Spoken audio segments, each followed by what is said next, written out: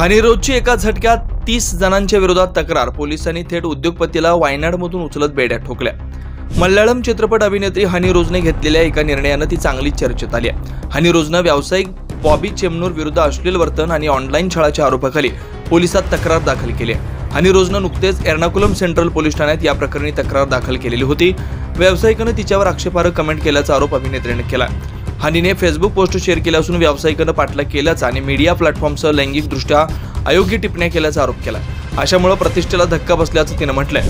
ती म्हणाली की जरी ती सहसा अशा तक्रारींकडे दुर्लक्ष करते तरी या विशिष्ट प्रकरणात प्रतिक्रिया देणं आवश्यक होतं. हनीरोजने सांगितलं की ज्या फंक्शनसाठी तिला आमंत्रित करण्यात आलेलं होतं तिथे तो पुरुष तिचा पाठलाग करत होता आणि सार्वजनिकरित्या तिच्याबद्दल अपमानास्पद टिप्पणी करत होता आणि तिच्या स्त्रीत्वाला लक्ष्य करत होता. त्याच्यासारखीच मानसिक स्थिती असलेल्या चेमनूरच्या सहकार्याविरोधात ती तक्रार करणार असल्याचं हनीरोजने सांगितलं.